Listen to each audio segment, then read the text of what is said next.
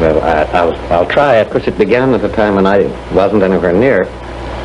And it's already a subject for historical research. I'm about to find someone to see if we can find out how it began. I've heard you describe it as a decompression chamber. Well, it is for many people.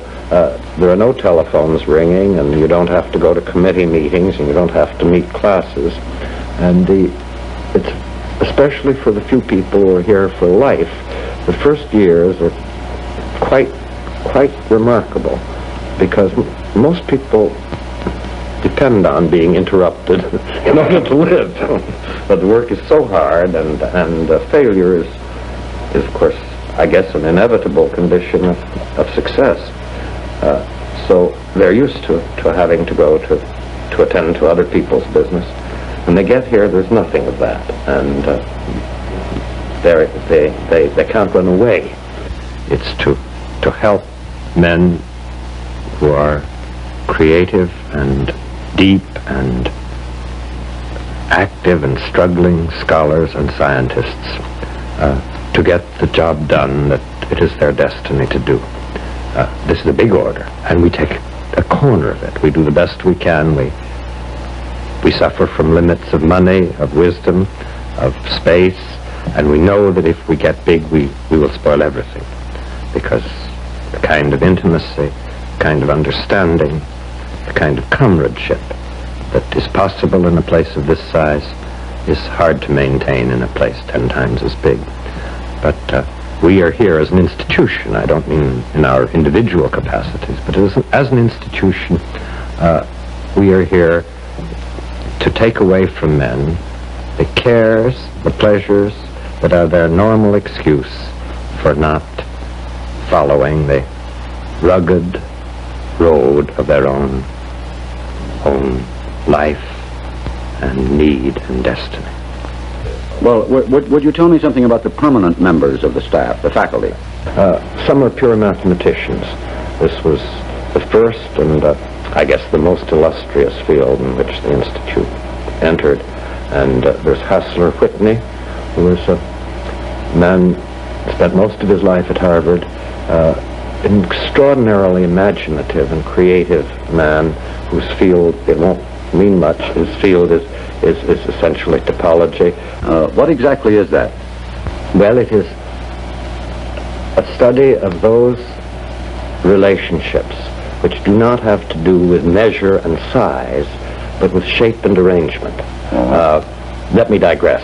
We had here this year a French-Swiss psychologist, he is almost a philosopher, called Piaget, whose work has been on the way children learn to think, how they learn notions of cause, notions of time, notions of necessity, notions of number, all the things that Kant thought you were born with. Well, you're not born with them, you learn them. And he made one discovery which is not surprising, but a little odd. He found out those things which in normal mathematical instruction are the most highbrow, are the things that children know first. Children know first whether objects are inside each other or separate, whether they can be deformed into each other. And these are the notions that topology deals with. They learn later that the length of a line is so, or that a figure has 7 sides and not 6. All the things that have to do with number come later. But the things that have to do with relatedness, the fact that a donut can't be turned into a sphere without tearing it, you see. This kind of thing the child knows, and these logical notions, I mentioned only trivial ones, are the basis of topology. Then there are 2 men, one a Norwegian and one a Swede, but there is no conspiracy here, who are analysts and have done very great work in analytic number theory, Selbert and Görling. There's Marston Morse, who's a very distinguished and large mathematician, has worked in many different fields, and I hate to say it, he is almost a statesman of mathematics. There's Dean Montgomery, who solved the famous problem of Riemann, which I'm not going to define, and astonished us all a few years ago. there are two physicists, and there will shortly, I think, be more, both young, one a Dutchman, Pais, and one an Englishman, Dyson, both of whom in quite different ways are struggling with the problems that interest me. There's Panofsky, who is a historian of art. He has two kids, two boys, both physicists, and they were very, very bright boys, and one of them was first in his class at Princeton, the other second. They call one the bright Panofsky and the other the dumb Panofsky. And they used to tease him. They said, of course, they didn't know how good they were. If they were good, they'd be physicists, but they could always fall back on the history of art if they were failures. There's an old friend of mine, and a man I think of as quite a great man, really. That's Harold Chernus, who is that wonderful blend of scholar and philosopher that you don't find very often. His field is Greek, his passion, Plato and Aristotle. And Professor Einstein is still here too, isn't he? Oh, yeah, indeed he is. Indeed he is. He is one of the most lovable of men. Does he ever call you up on the telephone? Sometimes. I think he calls me when he reads in the newspapers something about me that he doesn't like, and he calls me up and says, that's all right, that's just right. Niels Bohr is here now as well. Oh, we have many, many people visiting. Yes. And now I will tell about those that are exciting. I mentioned Piaget to me, but there are many who are too many to talk about. Bohr is here. He's come over and over again, and we have with him an arrangement which we reserve for our best friends, namely he can come whenever he wants. And he spent this semester and will be leaving just in a few days. We have George Kennan here, who's been here off and on also, and has an arrangement not so unlike that of Bohr's. He's looking at a very odd episode, maybe tragic, and that is what the Americans were doing at the time of the Russian Revolution and in the year that followed that. Who was representing us and how he got to represent us in Russia, what they thought we ought to do, what our government did. And this is going to be quite a yarn when he gets it finished. Well, what about the supply of scientists, the manpower pool, the training of the younger scientists? I don't know. You see, that always is I'm very bad about it, because I work in my own life with rather few people as students. I always have. They wouldn't let me at undergraduates because they're afraid I'd confuse them. I'd have a dozen or 20 men that I'd work with intimately. This institute has 100 people. I think in terms of the rather good people rather than the number of them. But there's a lot of truth to that. A lot that's right about it, I mean. We're beginning to catch up on the mechanical side. We're just beginning to realize that if we want people to do very hard things, we've got, and want them to do it irrespective of whether they're rich or poor, we've got to provide money in some way to see them through their training. If we want them to go into a profession which will never be very remunerative, we won't be successful unless we provide scholarships and that kind of thing. The training is Operation Bootstrap. One great teacher, one great man of learning changes a country. Denmark has one enormous figure in physics, and the whole country is altered by that. Japan has Yukawa, who was the first Japanese to come to the Institute after the war, and who was sent here with MacArthur's blessing as a sign of the new relations between the countries. And now all the bright young Japanese want to learn theoretical physics. Not all, but I mean, I exaggerate. So I think that the statistics and the tables maybe don't tell the whole story. Tell me, is there a very widespread reluctance on the part of scientists in this country to work for the government? No, I don't think so. This also gets very much distorted when it's talked about in sloganistic terms. You see, if you take a scientist who is excited by and interested in new discovery, he may have a problem as to whether he wants to do applied science, and for the government, that's what he would be doing. And that's a legitimate doubt, and if all the scientists in the country did applied science, it would be terrible for us. I think that scientists like to be called in and asked to advise on how to make the Voice of America a better thing. They like to be called in and asked for their counsel. Everybody likes to be treated as though he knew something. I suppose that when the government behaves badly in a field you're working close to, when decisions that look cowardly or vindictive or short-sighted or mean are made, and that's very close to your area, then you get discouraged, and you may recite George Herbert's poem, I Will Abroad, but I think that's human rather than scientific. Dr. Oppenheimer, are you worried about the impediments placed in the way of free intercourse, travel, and exchange among scientists? Very much. Coming down here, and I think this is true, that had the McCarran Act been in force, neither Fermi nor Savard would ever have been permitted to enter this country, which would have been a rather expensive loss, I think. Perhaps not even Einstein. I don't know. This is terrible. It's just terrible, and seems a wholly fantastic and grotesque way to meet the threat of espionage. Just an enormous apparatus, surely not well designed for that, and terrible for those of us who live with it. We're rightly ashamed by the contempt that the Europeans have for us, and we're rightly embarrassed that we can't hold congresses in this country, that we often don't let people go to congresses. We're the most wanted. Year after year, we've met in Rochester to discuss the kind of basic physics that there's one man who's the world's greatest in this and very, very good. Well, he sends his deputies and his representatives, and somebody doesn't come.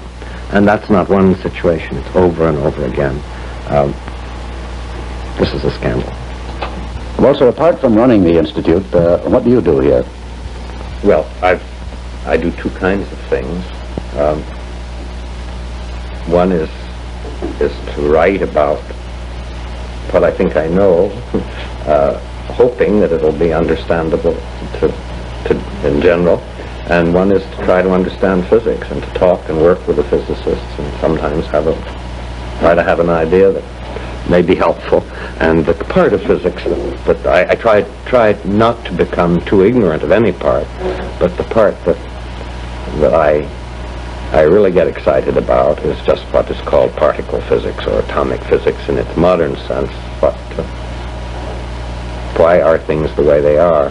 What it is that's conserved, maintained, kept invariant in these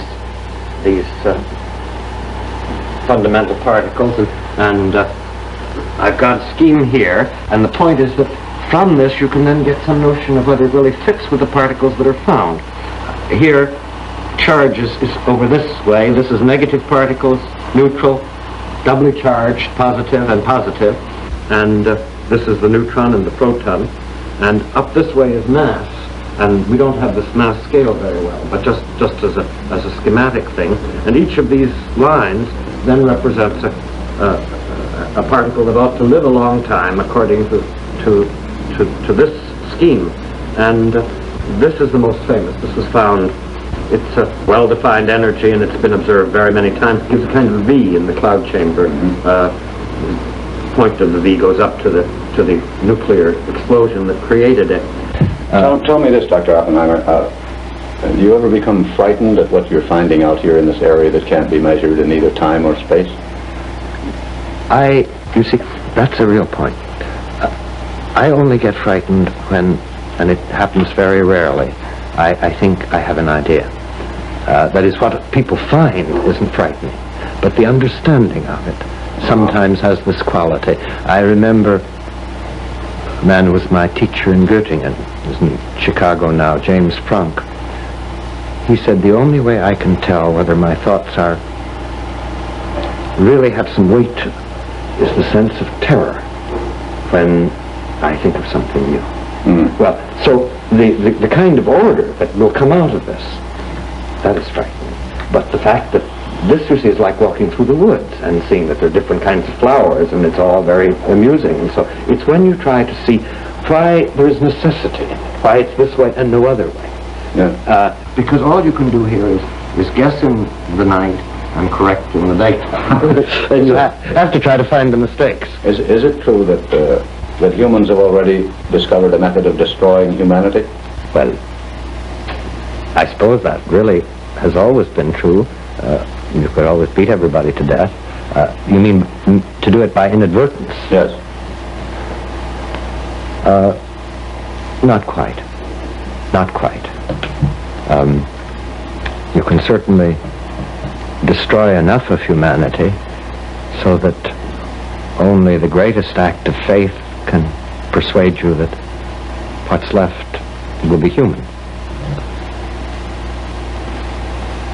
But this is a matter on which much, much, much more should be known. There's every reason for us to say what we know, and above all to say what we don't know. The genetic problems, the problems of what might happen in the future to the human species as a result of having radioactivity in the body or having radiation outside.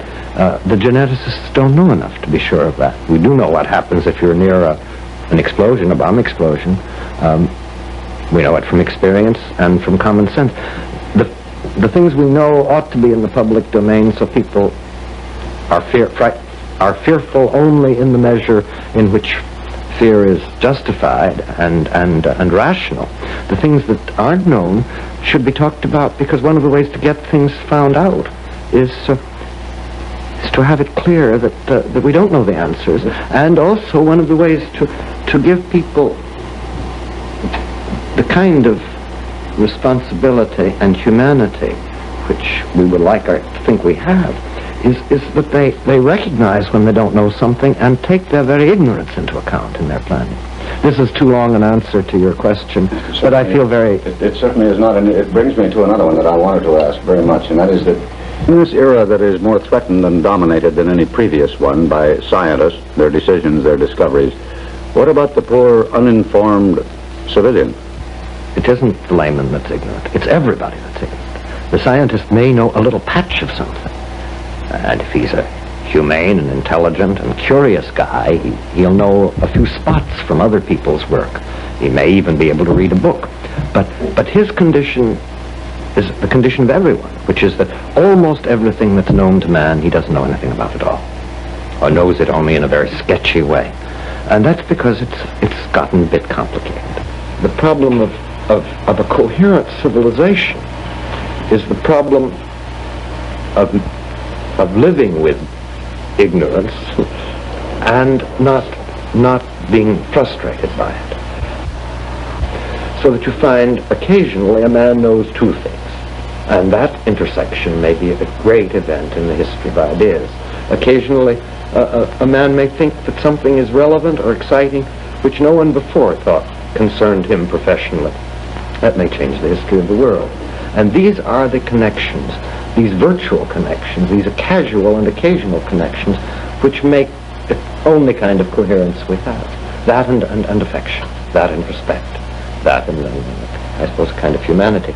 Now if you look at the problem of science and government, then of course mostly it's not really science, it's pretty much practical application, because no one in the government of the United States needs to worry about whether the isotopic spin or the Strange's number are the real invariants of the subatomic work. They need to know sometimes things that are very hard to answer.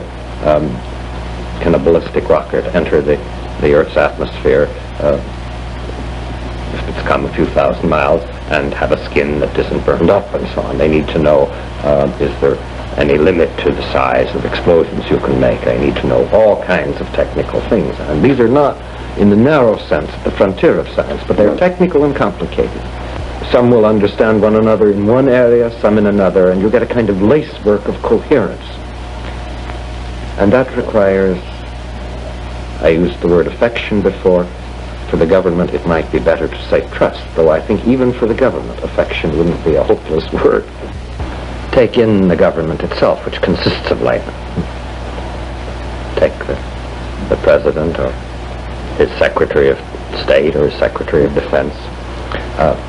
All he can do is be sure that in one way or another the advice he's being given is subject to criticism.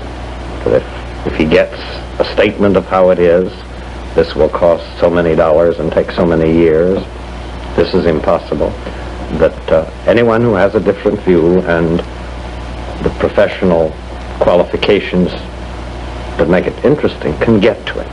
And I think that isn't too bad in the parts of the government I've been close to, that is the atom and the military establishment and the State Department. I think people have been able to tell their stories, and that folly has been corrected. But if you mean the people outside the government, Yes. and I think that's more important. There's a point that I feel most deeply, and I think I speak really now the voice of my profession, and that is the integrity of communication. The trouble with secrecy isn't that it inhibits science. It could, but in this country it's hardly been used that way. Technical things are really quite widely known, and those at the growing tip of any science are so far from practice that the people talk quite freely about them and should. The trouble with secrecy isn't that it doesn't give the public a sense of participation. The trouble with secrecy is that it denies to the government itself the wisdom and the resources of the whole community, of the whole country. And the only way you can do this, to let almost anyone say what he thinks, to try to give the best synopses, the best popularizations, the best mediations of technical things that you can, and to let men deny what they think is false, argue what they think is false. You have to have a free and uncorrupted communication. And this is so the heart of living in a complicated technological world. It is so the heart of freedom that is why we are all the time saying, does this really have to be secret? Couldn't you say more about that? Are we really acting in a wise way? Not because we enjoy chattering, not because we're not aware of the dangers of the world we live in, but because these dangers cannot be met in any other way. Well, if I may say so, I think you were speaking there not only for your profession, but for mine, if it is a profession. I'm sure of that. There aren't, in fact, very many secrets. There aren't secrets about the world of nature. There are secrets about the thoughts and intentions of men. Sometimes they're secret because a man doesn't like to know what he's up to if he can avoid it. Dr. Oppenheimer, if enough nations get messing about with hydrogen bombs, is there any danger of contaminating the atmosphere, of the fallout being so heavy that we may damage ourselves without meaning to? I'm not unworried about it. I tend still to worry about war rather than peace. I think the scale of things in these experimental undertakings is so vastly smaller, and their location so much more secure than what you'd expect if the battle were joined, or that we'd do well to worry about the latter before the former. That was a brief glimpse of a 2.5-hour conversation with Dr. J. Robert Oppenheimer, director of the Institute for Advanced Studies. One thing that impressed this reporter at that institute was that he has never heard so many people say, "I don't know." These men recognize mystery, they welcome it, and they wrestle with it. Good night, and good luck.